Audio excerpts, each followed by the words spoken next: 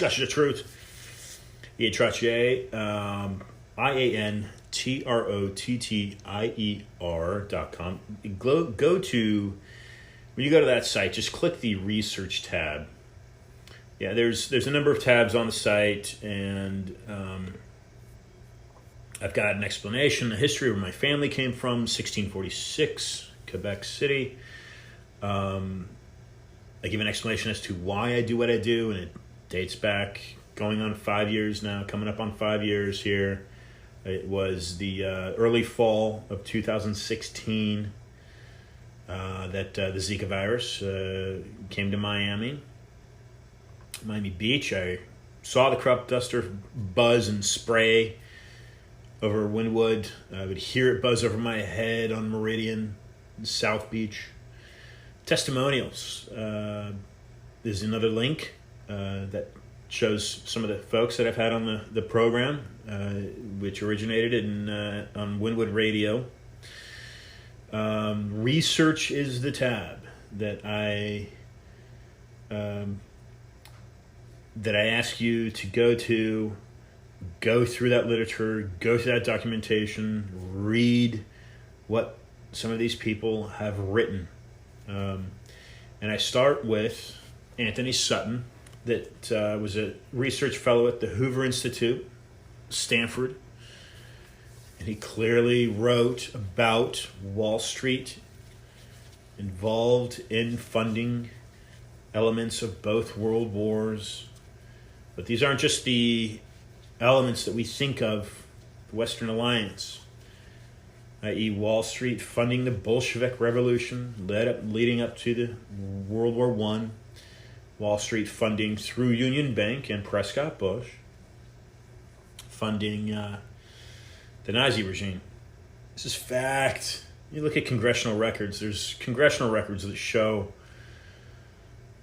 how Union Bank, led by Prescott Bush, was funding Nazi Germany. So, yeah, these are things that are not taught. Clearly not taught. We have had two former presidents that came from Prescott, George and George, right? So, this is a patriarch family. Great. I don't know. Never met either one of them. Now one is deceased. Well, what we do know is that they have ties and strings to what is becoming apparently known as the banking cartel, implementing a global system. That's apparent. It's in plain light, folks. The Global Economic Forum, the World Economic Forum, Klaus Schwab, making no bones about it. Prince Charles. This pandemic is need for a great reset. Great reset of what? Well, all the gold's out of Fort Knox. Is there gold in Fort Knox? Ron Paul's been asking for decades. Dr. Beater, that was a JFK advisor, been asking for that in the 70s. There's no gold in the U.S. Treasury. There's no gold in the Federal Reserve. There's no gold standard. That was abolished by Richard Nixon in 1971. So where's the value in what Americans trade, that currency? There is none. It's all based off of debt, a debt system, fractional reserve banking that was adopted officially in 1913, Federal Reserve. After the money trust was created after the Rockefeller antitrust. Yes, America has been deceived. For decades, America has been deceived. Folks don't even know what the Federal Reserve is. They don't even know it's not a government organization. That word is slowly getting out because people are tired of wearing masks. People don't want to get the vaccine. People see something very corrupt happening here, and they're questioning. And that's what we can do, folks. That's really the most important thing that we can do is question authority. Because authority works for us. On a government scale and political scale, authority works for us. We put the authority there. We are the authority. We are the people. And once that system becomes oversteps the boundary and we start working for them, that's tyranny. And that's where we're at now in America. Okay, it's not a question of will we be there. It's a question of we are there. Okay, there was a corrupt, rigged election, like Donald Trump or not. Max Igan, Australian, joined my show a couple days ago, and he said, I don't even trust Trump, or he said, I don't know that I trust Trump, or whatever.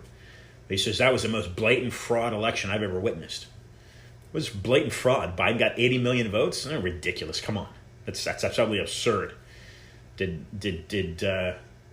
even 80 million people vote? We're told about 150 million voted. Was that what it was? 75 million for Trump and then 80 for... I mean, come on, this is nuts. Yeah, you watch the monitor. You watch the monitor at about 10 o'clock at night Eastern. It's like stall. And then all these numbers start flipping to the other side. I mean, this is New World Order delivered to you on a digital platter. This is what we have. Has it repeated before? I don't know. But what I do know is that I seek out the truth, okay? And I look at facts. And I personally do not feel comfortable wearing a mask, okay? A 98% survival rate? Actually, a 98% survival rate, and people are mandating masks to buy groceries in a store? Absurdity, right? Mandating vaccines to get on an airplane, coming down the pipe, vaccine passports. This is all about a digital quantum tattoo that's meant to have your vaccine records easily accessible to anybody that wants to check, because they're giving that authority of supervising your health status and state to politicians. ID 2020. I mean, if you spend a moment and just look at some of this stuff, it all adds up. It's all fact. It's all fact. Okay, there's no theory here. There is a conspiracy. Dr. Sutton wrote it, Federal Reserve conspiracy. There is a conspiracy. The United States has been infiltrated by a stealth enemy. So, globally, who's had that infrastructure? Well, the Chinese built a wall to protect themselves. So, historically, they haven't really been the aggressor, have they? Look at Epoch Times. And these guys are simply Chinese trying to get the truth out. They're not communists. Where does communism even... bring some of these things back to a very level, a balance, and ask, where does communism come from? You get that we're told the Russians and the Chinese practice communism. Where does it come from? Well, it comes from Germany. You ever heard of liberation theology? What was Germany formerly part of? The Roman Empire. What controlled the Roman Empire? Church and state. So basically, the Pope is your Godhead, representing God, speaking for God on the earth, controlling you, controlling your labors, controlling your taxes, and also controlling your tithes in church. That was the Roman Empire, folks. That's what Spain brought, the New World. All the indigenous people that were slaughtered because they wouldn't accept that, right? It was forced upon them. Times have not changed. Times have not changed. I mean, think about it. That's all I ask you to do is think about it. Does it make sense? And once it resonates with you, because if you think about it long enough, it will resonate with you. I ask you to go to the research tab and start looking at some of the academics that have contributed to the literary world to help people understand, like me, like you, to understand what is happening. There is a global economic system that is on the verge of tyrannic control. And it really comes down to the United States. It comes down to America. If America doesn't stand up and achieve this freedom, there's nobody else that's going to do it. The Chinese aren't going to do it for you. Okay, the Chinese are puppeted by the same strings that control their central bank that was implemented in 1945 after World War II. Yeah, probably throwing things at you you've probably never even heard before. Probably never even heard these things before. That's because I've been studying quite diligently now for about 5 years. Because I heard the crop duster buzz over my head. It smelled like poison. It smelled like burning flesh. I saw dead fish. I saw dead birds. And I heard the cry of pregnant women. I heard a cry of school kids. I heard a cry of people. This is South Beach. This is the United States. It's like a war zone. And I said, no, this isn't what I'm going to be living in. So I began speaking out. Now there's a lot of people speaking out. And there were a lot of people speaking out before me. But now some of these things are starting to add up. And more people are doing what they should be doing, which is questioning authority, questioning your government. People in the government may not even know what the heck I'm talking about. They don't even know these. They haven't had the time to talk about Pete Sessions out of Texas. He didn't know the Federal Reserve is a private bank. I heard it right in my ear. He said, Ian, can you send me information? It's a senator, probably in his early 70s. I had no idea the Federal Reserve was a private bank. Doesn't matter Republican, Democrat. These people sink this federal debt into a worse situation. A $29 trillion debt now, Biden, right? A $2 trillion relief package. Relief for what? For having the middle class completely shrunk, attacked because of a flu virus that has a 98% survival rate? Man, this is a systematic attack on the United States and middle class everywhere in the world to implement the central banking system that all feeds in to the Bank of International Settlements in Basel that I feel is largely controlled by strings out of the Vatican, namely Society of Jesus. Prove me wrong. Prove me wrong. Okay, that's all I ask is prove me wrong. I'm not saying these are bad people, but I'm saying that there is a tyrannical attempt to control the global economics. Absolutely, and that's what I'm asking is just prove it wrong. Prove it wrong. Prove the researchers on my show, or not on my show, but on that tab. Prove these people wrong. Prove me wrong that the Federal Reserve is a. Okay, so we're gonna bring in. I know she's standing by. She's waiting. Irenka. We're gonna bring in Irenka right now, and again, I know she's waiting. So. Let's see here. She is a victim of a PCR test. And I'll bring her in 1 second.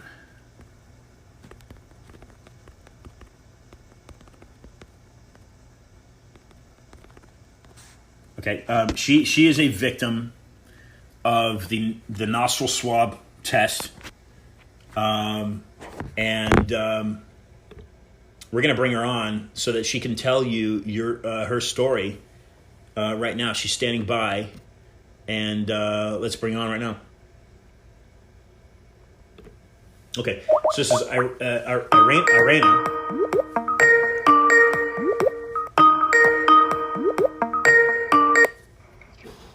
Hello. Yes, Irena, hello. Hi. Thanks for waiting. Welcome to Discussion of Truth. This is I am Ian Trottier, and I thank you for taking your time to join the program.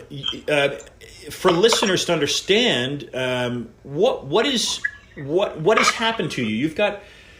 You've got quite a you've had quite the past 18 days. You've had some major challenges here after the PCR test in Mexico. Explain what has happened to you recently. Hi. Yeah, of course.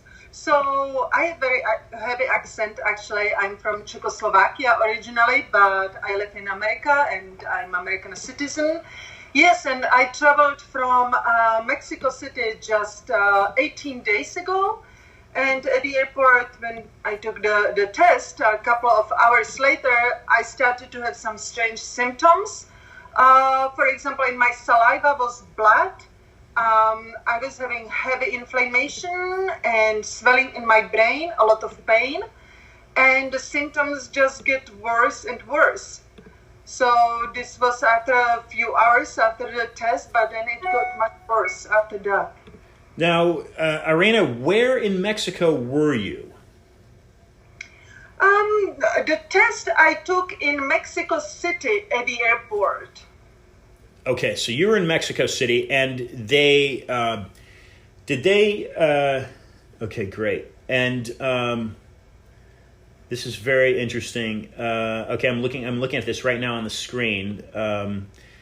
So we can, if you send me a screenshot of that, I can put that out there for listeners. What was this a mandatory test, Irena? Yeah, of course. They would not let me to board the plane. It is anti-COVID test. And yes, here I have documented that, I was COVID negative, that I'm okay. But on this document, there's a name of the practitioner that took the test to me. Okay. And, when before the test, this stick was 6-inch long. Oh, okay, I've lost her. We're going to bring... Okay, all right, so we're going to bring Irena back. I just lost her. Okay. Okay, bringing Irena back here. Okay, Irena, are you there? Hello? Okay, I lost you. Yes. Okay, okay, sorry about that. All right, let's okay, so let's start. Let's catch listeners up to this. We've got you're in Mexico City. You're returning to Los Angeles. In order to board the plane, you were forced to take the PCR test, and this is a nasal swab up your nose. Okay, so take it from there. That's correct. That's correct. So the stick was 6-inch long, Yeah. and I just did what they told me to do. So they said when they will put this 6-inch long stick in my nose, I should breathe in. So I did. I breathed in, and yeah, that's it. And I started to have really problems a few hours later. Okay, so I mean that's just a very uncomfortable thing to visualize. Having this large, long stick go up one's nose, you experience this. They're asking you to breathe in. Fortunately, you do have the name of the doctor in the laboratory that forced you to do this. Unfortunately, if it's caused you any damage, like inserting some type of microbial into the blood-brain barrier, which sounds like it probably happened, then we've got another issue going on here. But so they're asking you to breathe in. Now there's been reports, and I was just sent some literature from a journalist, investigative journalist from San Francisco. She's in San Francisco right now. Maryam's been on my show a couple times. And there's reports from Mike Adams in Natural News, if you follow that a synthetic swab likely carries different fibers and different strands that can carry agents that damage and can break the blood-brain barrier. So that the report is that the actual swab itself, and maybe you can expand on your knowledge of this, Irena. The report is that the swab itself does not break the blood-brain barrier, but if you're being asked to breathe something in, that certainly could pass the blood-brain barrier and then enter the brain and cause some type of so afterwards. Describe again what you're talking about. Inflammation. You're talking about blood in your saliva. Continue with the effects afterwards of what happened. When did you start feeling these effects? Mm-hmm. Yeah, so, I'm a real person, and this is real experience, and this is real testimony, what happened to me just 18 days ago. So I was in such a bad situation, physically and emotionally from this. God, I swear to God, I didn't know if I will live. So after just few hours after the test, I got fever, severe pains in my brain. Especially it was the pain and swelling started in the middle in between my eyebrows, in the front lobe, and then it moved in the back of my head. So I was in severe pain. Then the same day, few hours later, I started to experience even blood in my saliva. And I started trembling, nervousness, and I was really scared. And from there, it was going even worse. For next 10 days, I had the whole brain swelling and inflammation that my brain was on fire, pain and fire. Wow. And it was, and I really didn't know what to do with this. And of course, so other things were impacted. For example, blurred vision.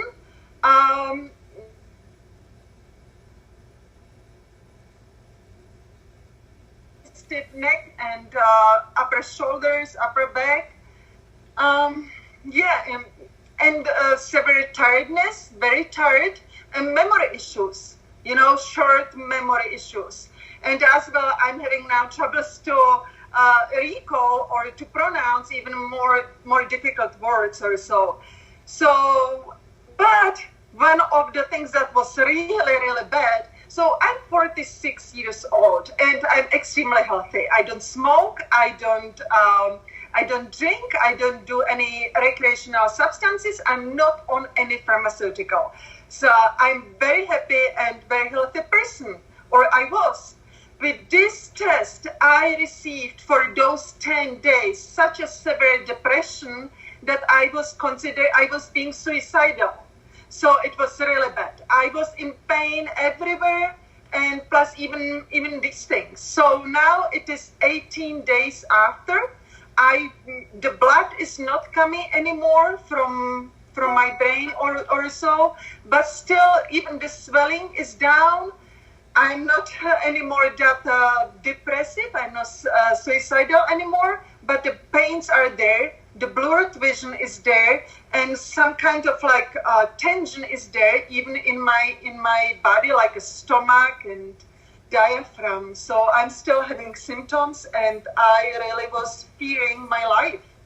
Yeah, it sounds miserable. And were you having a nosebleed? No. The blood was not coming from the nose. It was coming from through the mouth. The blood was coming through the mouth, not through the nose. My goodness. So I've been on because of the short notice, and I wanted to get your message out there immediately so listeners understand.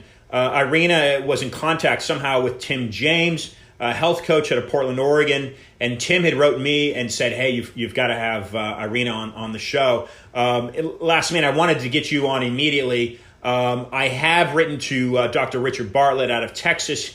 His schedule couldn't accommodate, and I've written to a doctor that's here in Florida that's from Puerto Rico. She was close to being able to come on. She was unable to accommodate, but for listeners to better understand what Irena what you're experiencing, what she's experiencing, definitely Dr. Tenpenny's done some great stuff recently. Dr. Judy Mikovits. And even Dr. Christine Northrup. So let me ask you this, Irena. You have gone through really a miserable couple of weeks there after receiving this nasal swab. Have you spoken to any medical professionals? If you have, what have they said about what you may have experienced? Well, I didn't, because I didn't speak to anybody. I was really scared even to go to, because as I'm saying, I was such a healthy person and a healthy person, and this has been done to me by medical professional, and it is not that I was miserable. It was horrific. I was in fear of my life, really. And so I work as my job, as my profession. I work with indigenous people about traditional medicine and so on. So I received a lot of help, and I have herbs that I can use for this. But this was a major brain injury. Plus, I don't know if and what kind of medical chemicals were introduced to my brain. But it was very traumatic, and it was a real injury, and this is really what I experienced, and it was really, really bad. I was having pain, I'm still in pain, and I was being suicidal, which is not normal for me. Yeah, you obviously you seem very, very healthy. You seem healthy to me, just looking at you and speaking to you. Thank you. So You're in Ukraine. Were you in Ukraine and you flew to Mexico City, or had you gone to Mexico City from the United States? No, I am a U.S. citizen. I live in New Mexico, and I was spending last 3 months with indigenous people, Inca people, Maya people, Toltec people in indigenous villages in Mexico. And April the 10th, on a Saturday, I was returning from Mexico to U.S. I was on the flight from Mexico City to Los Angeles, okay. April the 10th. Yep. And so, what was the airline that you took? Well, the airline actually that I was flying with from Mexico City to Los Angeles, it was a Mexican airline. I think Aeromexico. Okay. Then I continued with the Delta, I think. But this was Aeromexico, but no, it doesn't matter. No any other airline. Right. Even if I would fly with Delta, you cannot board the plane without these tests. Yeah. So walk us through that. I'm very familiar with Mexico. I know the Mexico City airport. Walk us through. You walk inside the terminal, you go through the security check. Walk us through that experience so that listeners can understand at what stage were they forcing you to take this test? So just walk us through arriving at the airport to the time that you boarded the plane. Okay. Walk us through all of that.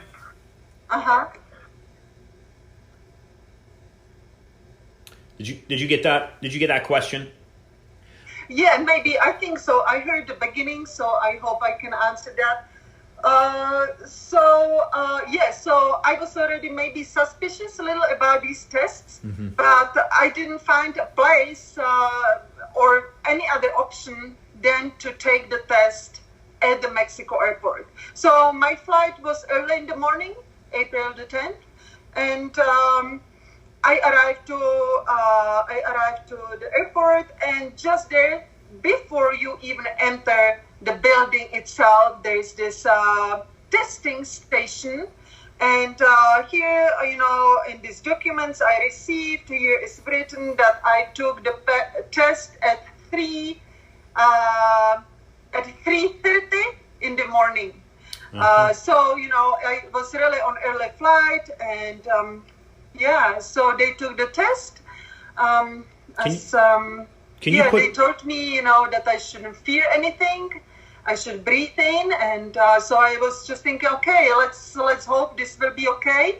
Let's pretend I'm at a dentist office. I will just do what they tell me. I breathe in the moment that they ingested that 16-inch long stick. And then a couple of hours later, I was in pain, and it was worse and worse.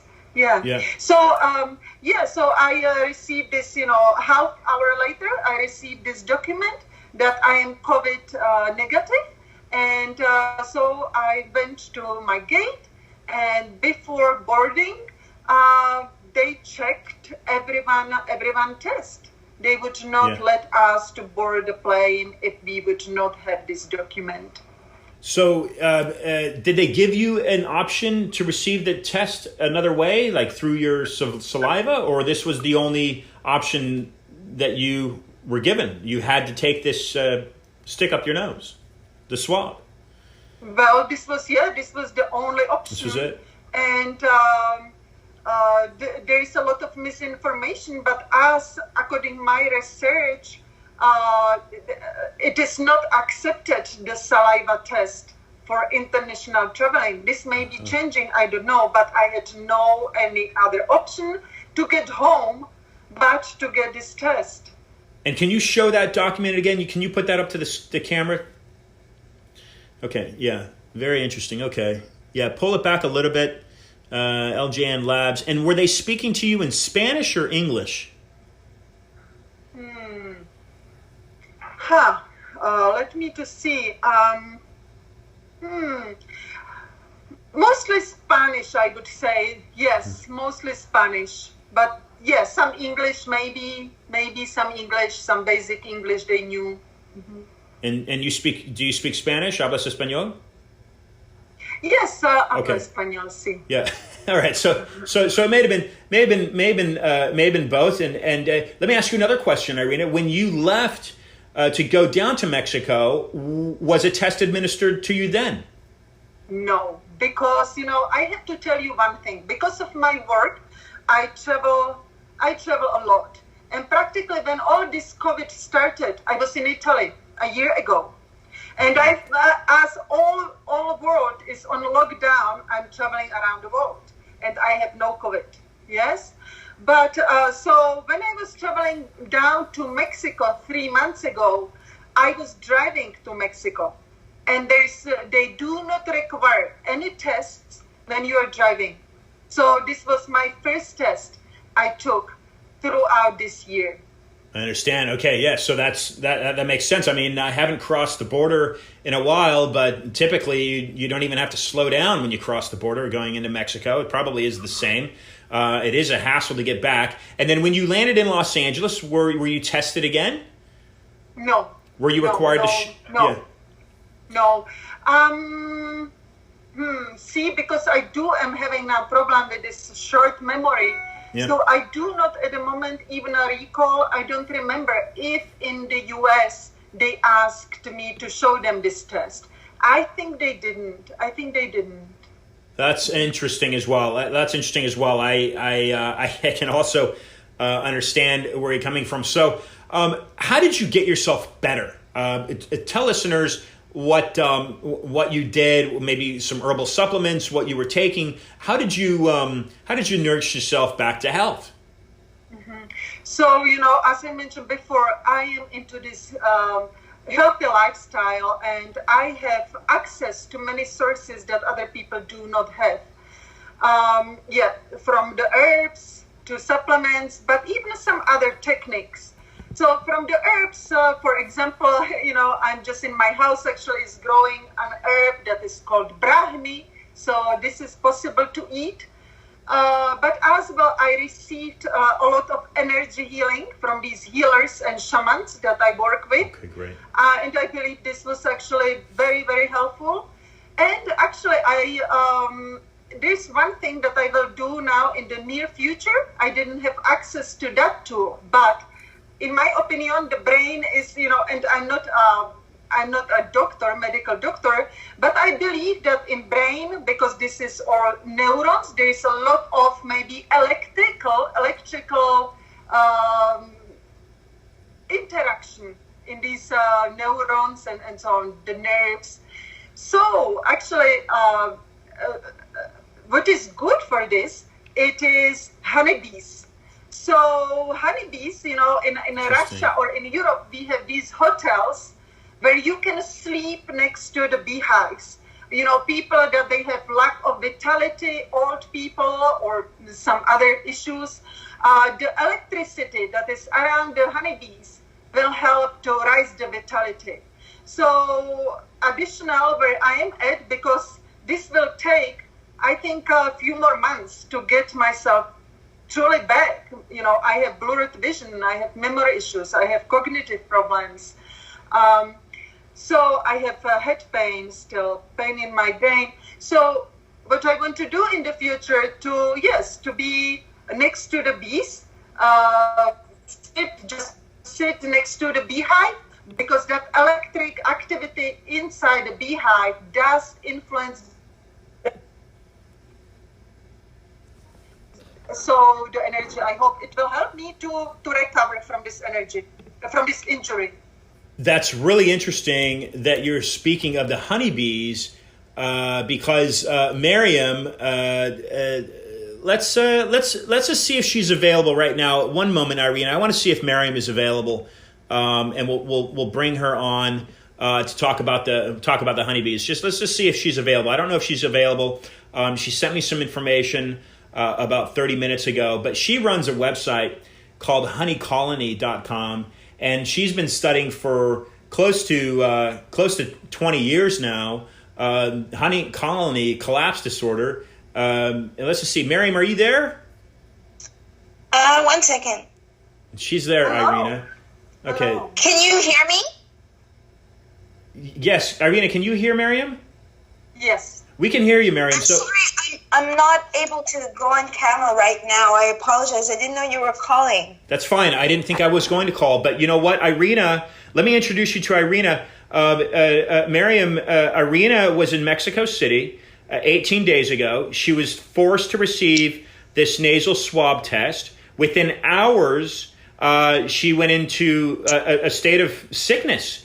Her head was hurting. She was having blood in her saliva. She was having this excruciating experience, and it lasted now for, I don't know, Irena, it lasted for days. It's now starting to recess, but she still has memory loss. She still has some issues with her speech. The reason I wanted to thread you into this, Maryam, is because she's talking about the honeybees. She's talking about healing with the honeybees. So, Irena, please meet Maryam Henein. Maryam is an investigative journalist. She runs honeycolony.com.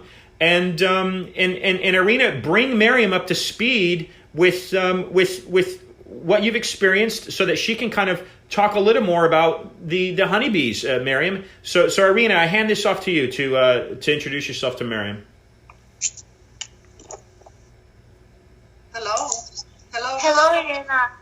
Hi, Irena. Hi, I want to go on camera in a moment just so we can connect and you can see my eyes. But I'm sorry for this experience. And before you share, I also, once you do, would like to tell you my experience with the nasal spray and what I call nostril rape. Yes, it was rape. And wow. I'm sorry to interrupt you, but I would like to say that they should not call that nasal swab. They should call that brain swab. Wow. It was rape and traumatic. It was brain swab. I'm sorry, Irena. I'm sorry. I'm trying my best to tell not to do this. And I know many people who've either gotten sick, gotten coronavirus and died, spontaneous bleeding, knowing from the get-go that these swabs were contaminated with the coronavirus, not trusting them. It's a big Ponzi scheme because so many are making money knowing the PCR test is full of shit. And what is really in these synthetic fibers? Yeah, I don't know about that, but as well, besides all the symptoms that I had, including being suicidal, which I have no inclination for depression, and this lasted for 10 days, but there was as well a problem exactly that I had like flu-like symptoms. So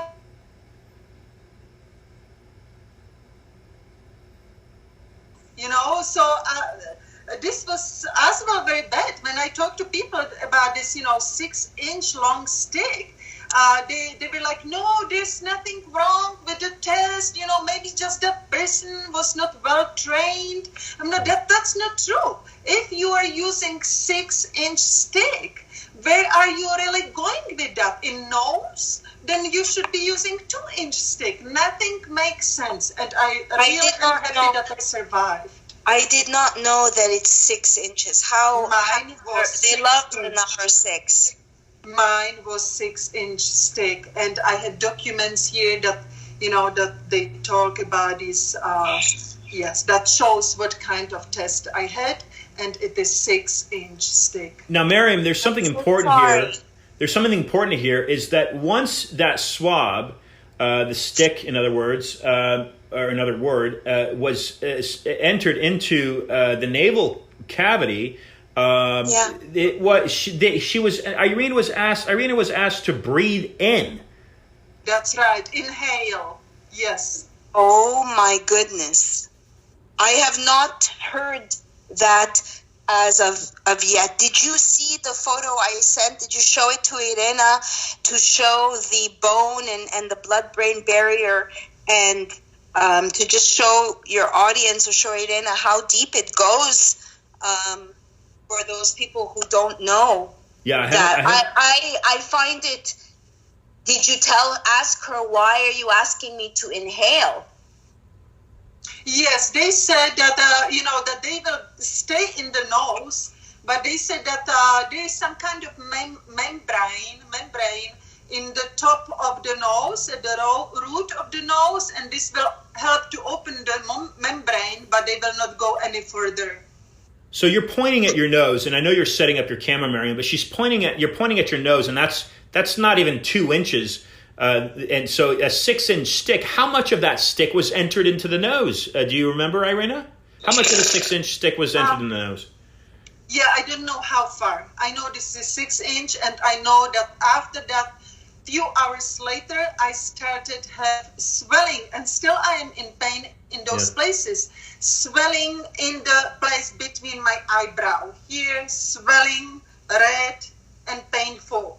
And now it is not that swelling, and it is much less painful in my front, forehead, but still painful. So this is I don't know how far they went, but I am experiencing pain in my head, which I typically do not suffer of any headache. But I have to tell you that I had headache in my life, and I know how is headache.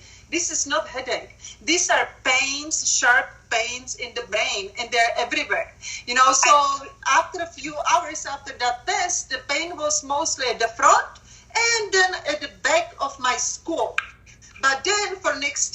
days, and still there are pains all over the brain. Fascinating. I mean, yeah, go ahead, Maryam.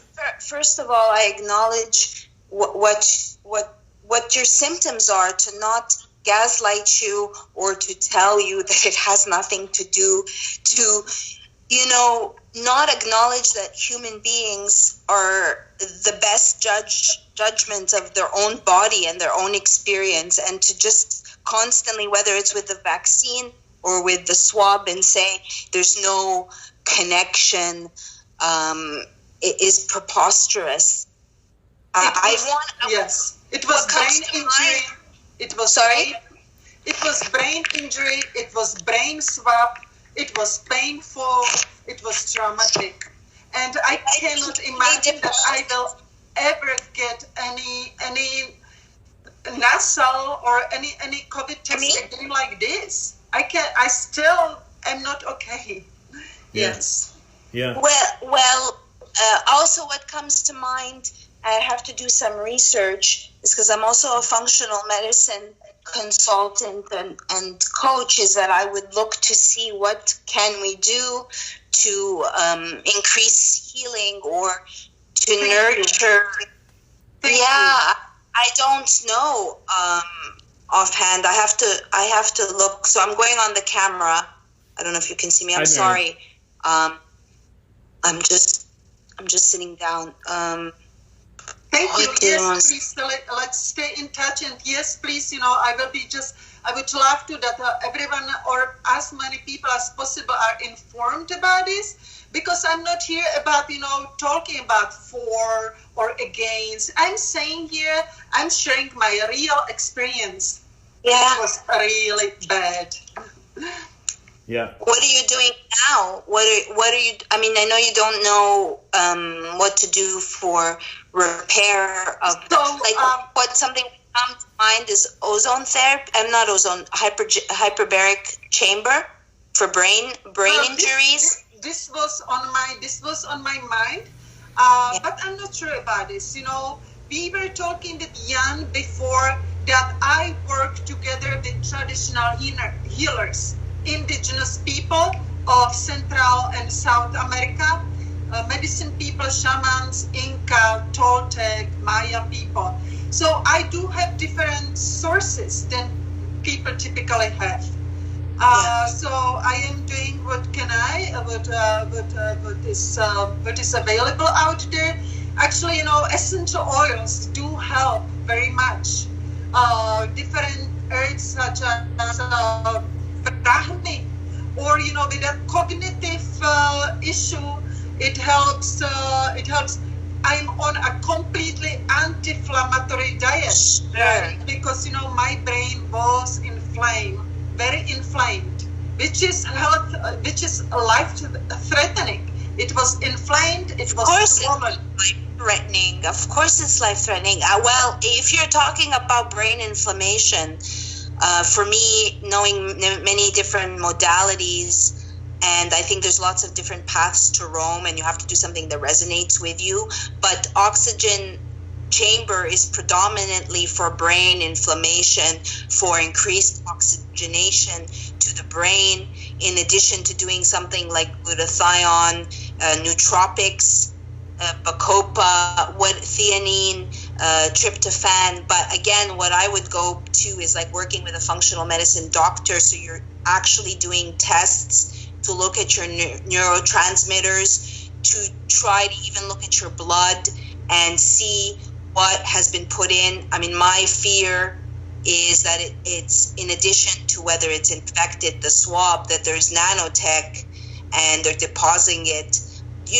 Vaccines, nasal vaccines have been in the works for a long time.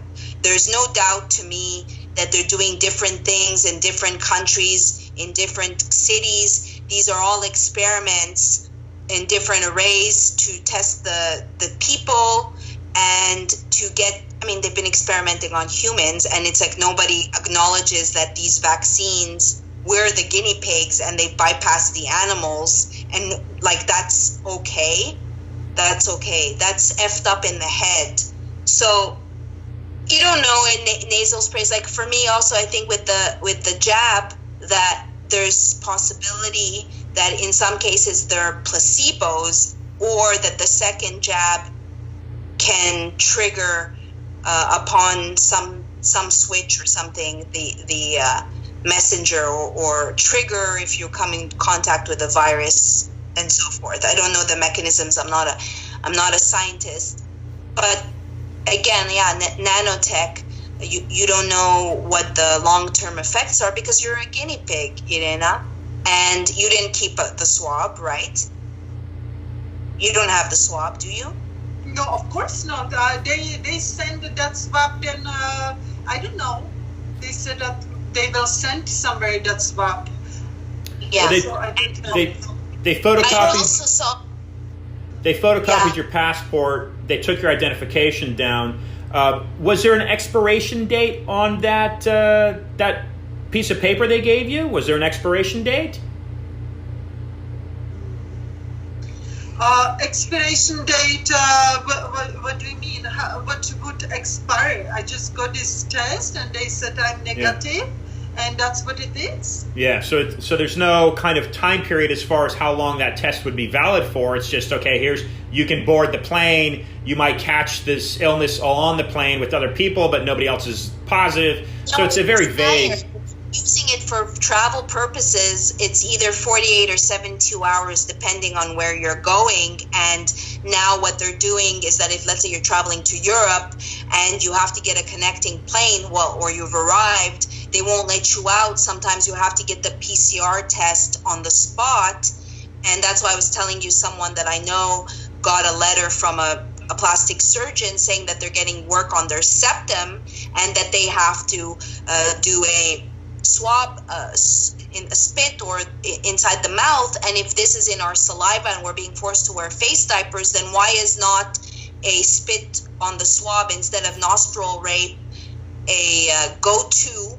So every place has different, but those PCR tests, we're not even talking about the amount of false positives or the fact that in itself is a scam. We're just talking about the length of the swab and what the hell is. This is not, in many cases, I can't say for all, real cotton. This is synthetic cotton. I had looked at one antigen test that the FDA was promoting, and I followed it all the way back to China. So it's like, and the cotton industry, Cotton USA, is also partnering, but they are creating synthetic cotton, even though they're the cotton industry. And that in itself, if it was a cotton swab and it's not organic, is filled with chemicals that the cotton is used like neonicotinoids. So nobody thinks of all the pieces, the minutia, and no one is questioning. I saw a video where the woman is taking a swab and she puts it in the person's mouth, and then she puts it up the nose. The same swab. Yes. This a friend of mine. He's pilot, and he just experienced the same test in Australia 10 days ago. They go from mouth into the nose. With my test, for sure, but it's just, exactly, it's it is not easy to say what is exactly going on. But just the only thing, if they call it nasal swab, why my stick was 6-inch long. That goes somewhere, that can go somewhere, who knows where. Yeah. Just that's all we have to know. Stop with 6-inch at least, or I don't know about this case. Maryam, doesn't make any go ahead. sense. If you are, if you say you are taking test in your nose, then take a stick that is 2-inch long, not 6, 15 centimeters. 15 centimeters.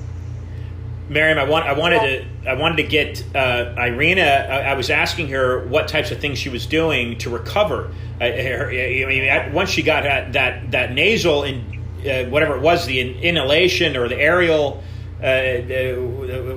swab, that whatever broke that blood-brain barrier, what seems to be apparent to me is that something got inside her brain. Whatever that was, asked her had she recovered and how she brought herself back to health. And she started talking about honeybees And so that's why I brought you in, because you've been working on colony collapse disorder now for 20 years. Yeah. So this all is very interesting. Before Mexico, I spent actually half year in Hawaii, in Kauai, and I was working there with bees. And there's very different situation because there is no varroa mites, right? So the bees are much more healthier. It's much more easy to keep bees alive. But why I was talking here about the bees, what is now interesting, I was talking as well that I am in contact with these indigenous medicine people, and what we are interested now as well, this is interesting maybe, that this thing is maybe going on in different places. So our the quest of these indigenous people is to have a new race of human beings, right? That will be smarter, that the capacity of brain will be functioning much more efficiently, and let's say as well that the heart and the brain will be more connected. So I got an idea what can help me now, because I'm not anymore in the danger of life. I'm not anymore suicidal. I'm stabilized, but it will take me for sure several months to get fully back, because some spaces and some nerves were injured. So one of the tools I would love to use in the future for myself and maybe for others as well is the therapy with being close to the bees. In Russia, for example, we use it a lot. There are like a bee hotels where a person that is old, the person, lack of vitality or so, it is sleeping there, and just that electrical field around the brain, it evokes that vital energy. Now, my problem in the brain, it is all neurons or electrical activity.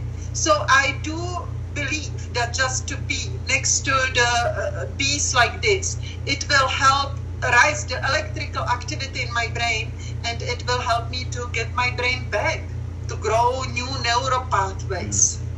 Wow. Absolutely. I've covered those hotels, and the bees are magical. I would look to the book, The Shamanic Way of the Bee, and I don't know what retreats in this age of Corona, but Simon Buxton, he's in my movie, Vanishing of the Bees, and that's looking at the path of pollen and the sacred feminine. And there's no question that the bees are healing just to be around their frequency. I was keeping bees, it wasn't for the honey, it was just to be a steward of these beautiful sisters. That's right. There's no question. I would like to say one more thing, which is maybe really funny, because I do live in this world of energies and so on. In jungle we have plants that are extremely antibacterial, antiviral, that any flu, any virus would just escape. And I'm saying, I'm traveling for a year around the world, and I have no COVID until they come and they injure me severely with the test. But what was interesting about the bees, that I am as well involved, in beekeeping, and I am connected to honeybees. When I was in this extreme pain, physical and emotional, my friends, beekeepers, they started, even if I didn't talk to them for years or so, they started to text me. I was thinking of you. How are you doing? So this is some kind of frequency, electromagnetic frequency, that we beekeepers are connected. Bee people are connected. I feel that way in that also with the news of the bees, the way it's spread. I would joke and say beekeepers are like Greek mothers, because Greeks gossip. So the way the news would spread, and also being around beekeepers, whether French, let's say, and American, and they still could communicate because they spoke bee. So they could understand each other and have a connection, because of these beautiful creatures. Not to mention also if you did a little bit of apitherapy, if you were working with a beekeeper that doesn't kill the bees, but that also is so super healing to the immune system. But again, I would refer to trying, if possible, to understand from a physical neurotransmitter just what exactly could have happened by checking your blood. I just am like that because I don't like to throw spaghetti on the wall. Yes. And I do think there's also different, like I said, paths to Rome, and you have to do something that resonates with you. That is alchemy, that's magic, that's healing. And it's why did you have to take this test, if you don't mind me asking? Everyone has to. When you are traveling from Mexico, of course, when you are traveling from Mexico City, when you are flying from Mexico City into United States, you would be not allowed to board the plane without this test. But you have to provide the paperwork, or do they do it to you on the spot? Yeah, they do it on the spot at the airport. And nowhere else, if you're... That is so violating and upsetting. I don't know what the F I would do, because I would not take the test. I'm not doing that. So what do you do? What do you do? That's exactly what I was saying. You're there and you're like, oh, you want to... What are you then, in no man's land? Would you have gotten back on a plane if you say no? Yeah, of course they would. Yeah, they would not let you to board the plane. Of course not. And I prior to my trip, my flight, I checked all the information possible, embassy and airlines. And it changes day to day. It changes at whim. It changes every day, and they were suggested as well some doctors in Mexico City, but I don't know, maybe 3 doctors in the whole Mexico City. So, but they were suggesting that the test is exactly the same. So I'm okay. So I will just take it at the airport. And it is very interesting that, at the documents that I got, maybe there is possible to get more information. There is this, I don't know, there's the code that is possible to scan and so on, but it's interesting that in this document, there is no written the name of the person that took the test. Only here some assistant, an analyst that analyzed my test and said that I am negative, COVID negative, but there is no name of the practitioner that took my test. That I found strange as well. I'm so sorry. This is, I find, way more grave. My business partner is in Europe, and he's had to take 7 tests in a matter of, let's say, a month, because he's traveling between Europe. And he told me, I don't think this is a big deal, because I was going off on not, like, there's no way. If I was on the spot, like, there's no way. What would I do, knowing already that I've showed them early on a letter from my doctor? I mean, this is like, we're talking February of last year. I asked my doctor to send me a letter that I have low-grade fever, because I knew they were going to weaponize the fever. They were going to weaponize the fever gun, criminalize having a fever. And then when I told them I can't wear a mask, to say straight up, we don't care. And you have these stewardesses that know shit about health. I know way more than they do. And saying, well, I said to them, isn't this discrimination? And they say, it's not discrimination. Just think of this sentence. It's not discrimination. It's the CDC. The irony of that. Like, the CDC knows crap about health.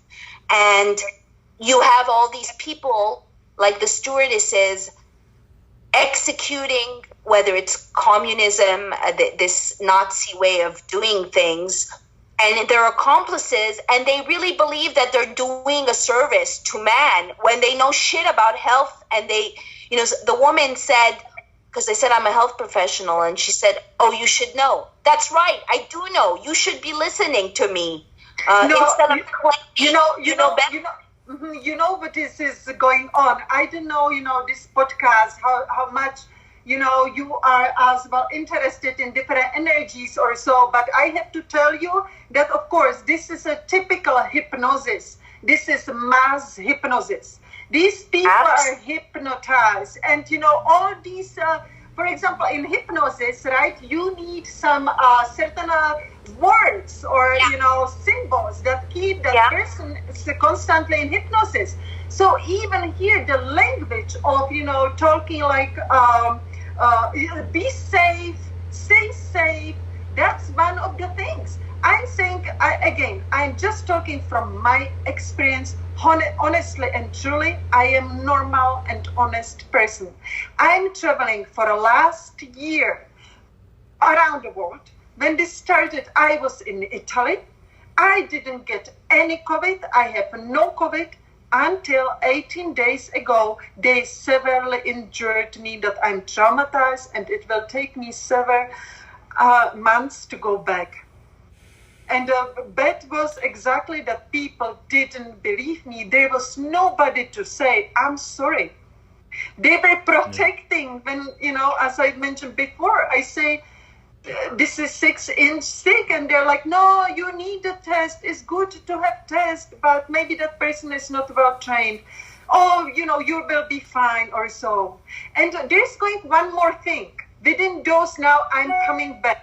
But not only that I was being suicidal, I was as well not having these human emotions of, I don't know, compassion or love or whatever. And they are some centers in the brain that correspond to these feelings. So I believe that with this test, this is an extreme thing you are talking about. Not only it could be compared to lobotomy, but you really can not only injure the person, but you can maybe even change the personality of that person. Well, I think that's what... Even without this, even if there are nanorobots, even if there are enzymes or any viruses, even without that, this is an extreme thing to be doing, to be sticking a stick in your brain, injuring the nerves and the front lobe, neurons. That's already enough. It is absolutely criminal. I echo, you're 100% right. And it's also, people make allowances, and it's like 2 weeks to slow the spread. And, we're going to wait till this month, and maybe something will change, and something will change. And people do that within their own life because they miss normal, and they make allowances of what they will put up with. And I already know people that have succumbed to the swab to get on set, to get a role. And I pray to God that I never move that goalpost. I don't say, masks are okay. But I realize now it's not enough to know the difference. What is missing in the species is balls, courage. Exactly. So talking about this is maybe a period that is really very serious. And maybe, when you talked about God, I am, interested in different kind of spirituality. But, the people that are, for example, interested in 2 years old history, they were maybe... So the people are saying now it is again the time, hide your children, protect your children, hide your children. That's today, hide and protect your children. And exactly, that's why I'm working now with the indigenous people. Because those indigenous people now exactly we have to step up. We are guerrillas. We are warriors. We are warriors. We need to step up. But we need to step up together, because me going to the store or alone is not going to do anything but harm me. Yes. And I don't say that to tell anyone to give up, but this is all trigger work for me personally. I'm not one that I need to get more courage. I need to learn to close my mouth and lay low. However, I just feel that it's only together that also that energy field that we create, if you believe in epigenetics, yes, because the force of this evil, and it is an evil spell, and you must know pharmacia means sorcery. This is effing yes, evil sorcery yes, under the guise of yes, safety. yes. It's nothing to do with safety. It's a violation. This is serious. I don't know what the solution is if you are like you, needing to go somewhere and basically held hostage. Yes, yes. I will welcome any advice where I can go for any, medical professional, but the medical professional that I can trust. And if anybody can help me to get my back again, I would be very happy to provide anything. Sorry, I would say, if you look at organic acid test that looks at your metabolites, you can look up Dutch. It's a dry urine. And I believe you have all the answers, Irena. You're very intuitive. You're in touch with which is a diet. And I'm sure you're doing turmeric and doing, because everything is inflammatory. That is the source of all disease. We're living in an inflammatory society on so many levels, not only the physical, everything is inflammatory.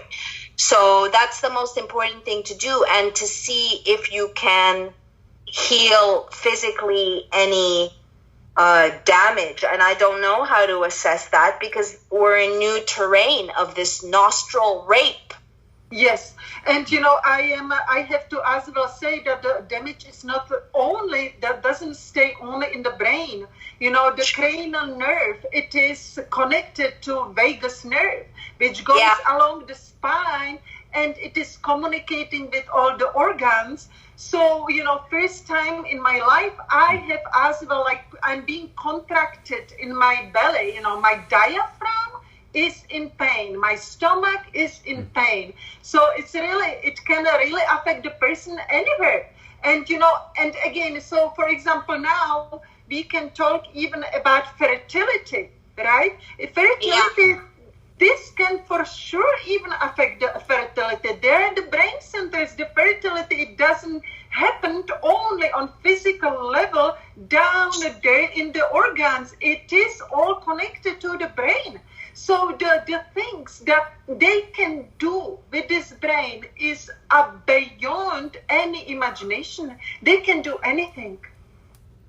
I agree.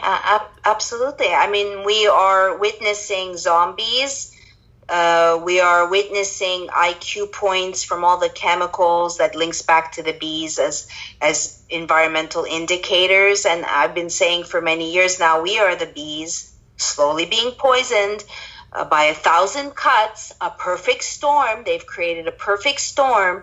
And whether you're looking at the George Floyd, where they're trying to dissect what killed this man, where one person said it should have been undetermined, or you're looking at in chronic illness, it's very difficult because it's a bunch of variables, and it's stupid and naive to think it's one thing. They create cascade variables. They have created a virus that targets people with chronic issues, obesity, and 1 in every 2 people has a chronic illness.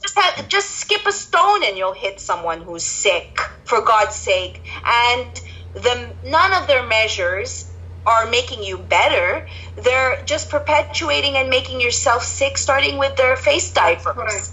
That's correct. And I don't know what everybody has their own path. Everyone has their own fate. Unfortunately, we learn through tragedy. I am highly intuitive, and what you've experienced, I mean, I feel now that your path is educating people and bringing together all the different pieces of wisdom that you carry that you carry in your life. I don't know what you do in your life, but you're clearly an intuitive, in touch person, and you have things to share.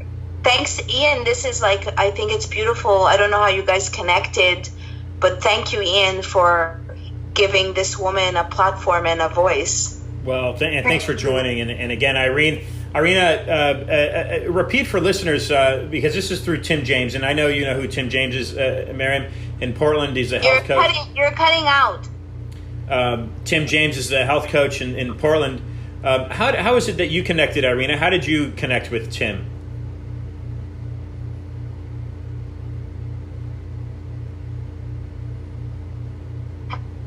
Okay, you didn't get any of that. Did you get any of that, Irena? How did you connect with Tim initially? How did you connect with Tim? Unfortunately, I didn't hear. It was not clear. You were cutting. Okay. I don't know if we can start again, but I would love for sure if there is an option to come up with a clear manual for the people that they went through. For example, where should we go for some testing? Some suggested, contacts of medical professionals. Yeah. And yes, suggested diet afterwards, suggested supplements, how to get yourself back. Suggested links where we can speak. Yeah, Maryam, this was through... Yeah. I think that's the direction that a lot of the doctors that I work with are going to have to go. I balk at the fact that this is what we're going to have to do now, how to mitigate your injuries, whether it's from the jab or the nostril rape, as opposed to just avoiding it. That's a very sad place, but nonetheless, also every human being is different. From a functional medicine point of view, we can create a skeleton of you have to check your blood, let's say, for instance, or your, but every person is different. Diet is the most important. Another thing that came to me that might help you is maybe IV, ozone IV to clean your blood. And that also resonates with you. I've done ozone insufflation, detox with coffee enemas, which I'm a huge fan of because it increases the production of glutathione in your liver. It's helped me because I reverse lupus and fibromyalgia, with people don't think is possible to overcome an autoimmune condition. So all of these things are, I think, accessible. It costs money. I don't know what we can do to educate people that are administering these tests, because they're brainwashed and under a spell, and they are doing more harm. I also, because of the jab, there's a lot of people that are getting it and still walking around. I know lots of people. So that's why I say, are they putting placebos? What is it that determines whether you get sick? My boyfriend has a friend that just got the first jab and she's sick, and I'm like, why is she out? To me, that's I don't want to be around someone who just got vaccinated and is shedding. And the answer was she's not sick with corona, she's sick from the vaccine. We really have to. We have to understand. The truth is that in every country it is different. Not even in every country, maybe even in every hospital. That's why there is as well this huge mess of disinformation. That is why it is as well difficult to navigate through that. They do harm, but they do harm every time differently. Irena, Maryam, this is through... And some people are more resilient. I don't know why some people don't succumb to... the swab.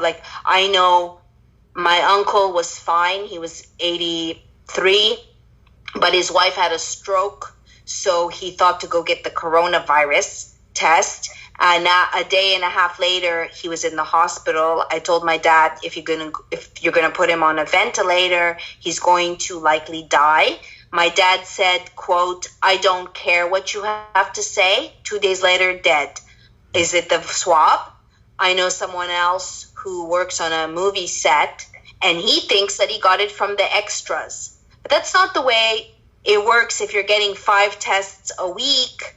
And I also think that on the sets, they'll manipulate so that they can, like, how can you go 13 weeks and not get a false positive?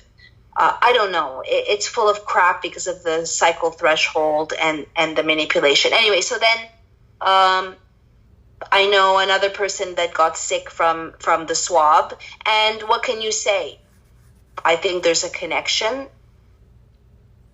I don't want to get swabbed, and it should be my choice, and it should be everybody's choice. Who would say, yeah, I want to have a 6-inch swab up my nose? Yeah.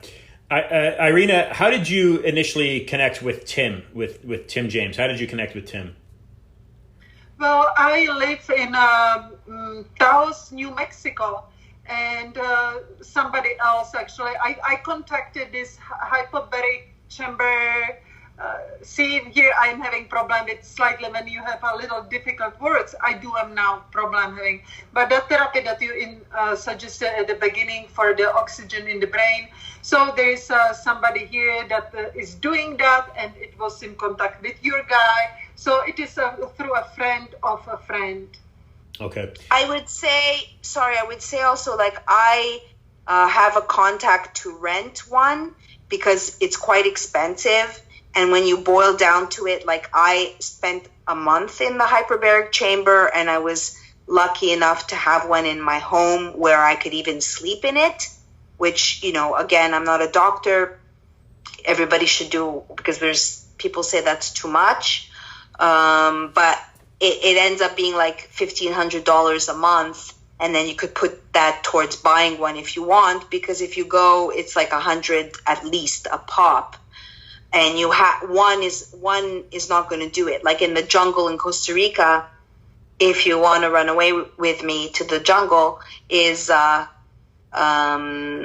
has it in his home. I paused because right now you don't have to take a test to go to Costa Rica, but they change that all the time, and that's why you're playing a game. And what I also tell people is that it's best to find a place that you're okay with never leaving from again, because that's possibly the direction that we're going to. And I say that because I'm in San Francisco, and it's not the place I want to be stuck in or be forced. Yeah, that's definitely the reality here. And for listeners to understand, I reached out to a few MDs that I know, and I tried to get them to join to get some professional consultation here with Irena's case, and Maryam also offered that through her contacts, because bad, Ian. Your connection is so bad. I don't have a problem hearing Irena, and she doesn't have a problem hearing me, but your connection is no bueno. Oh, interesting. Okay, that's not good. You can't hear this either? No, you can't.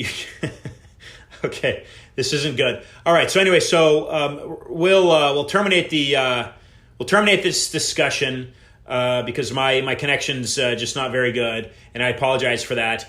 But I will connect both Irena. I will connect you to Maryam so that you know and you have her contact. Yeah. I'm going to do a story on my site about people who've gotten injured and the different things to be careful. And I would love to interview you, Irena, and to keep in touch with you. Because of you also, I have a friend that's going to to Mexico, and I don't think they will go if they know they have to, and I won't go. I was thinking to go to Tulum. Mm-hmm. Yeah. When is this a new thing in Mexico?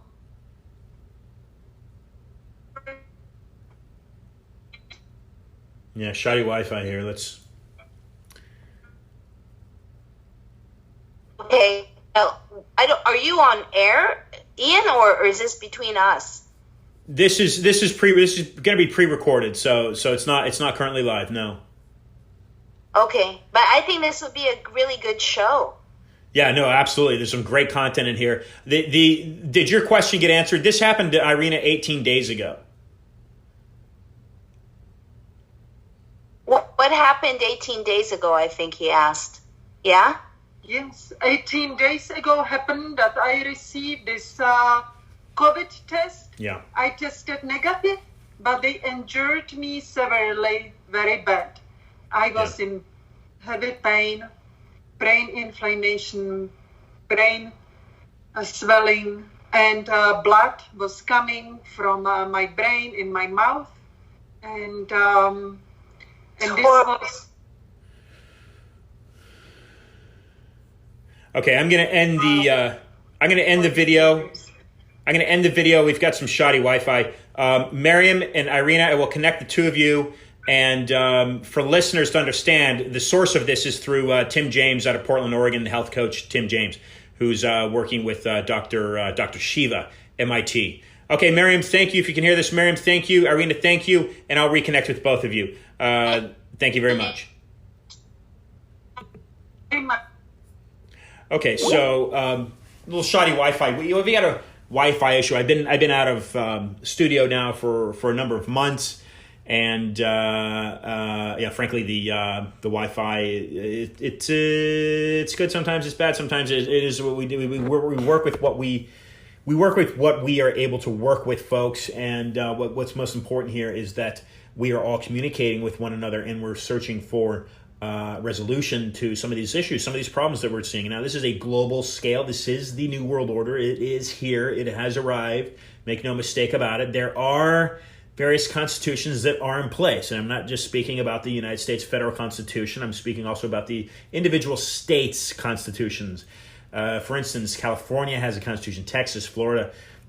These are all individual sovereign states that can withdraw from the union anytime that they like, per se. Now, there's some legal avenues that must be taken, but the federal government works for the states just like the federal government and the states work for the people. That is the design from the founding fathers, and it is up to you, patriot or non-patriot, to fight for your rights and uphold that, because once America falls, global tyranny will be in place. This has been Ian Trottier for another discussion of truth, and we've got coming up here next week Patrick Byrne with a former founder and former CEO of Overstock. We've also got Alan Keyes coming up next week, and then Patrick Byrne the following week. We've also got Larry Klayman, which will be following Alan Keyes, and after Patrick Byrne, we'll have Jennifer Kearns. John Stubbins coming up later in the month with some great shows coming your way. Discussions of truth. I keep doing what I'm doing because, frankly, folks, because I was exposed to the pesticide that was used to combat the Zika virus. Maryam, who just joined us there, was the very first guest that I had on my program there out of Wynwood Radio. She contacted me through Twitter, and it was through a woman named Kitty, who was managing managing Wynwood Radio at the time, that asked me to join her program after I had told her what I had found out of research between Zika and the pesticide. Okay, didn't think I was going to start doing this, but it has been a fervent chase to discover truth, if you will. Since then, coming up on 5 years, I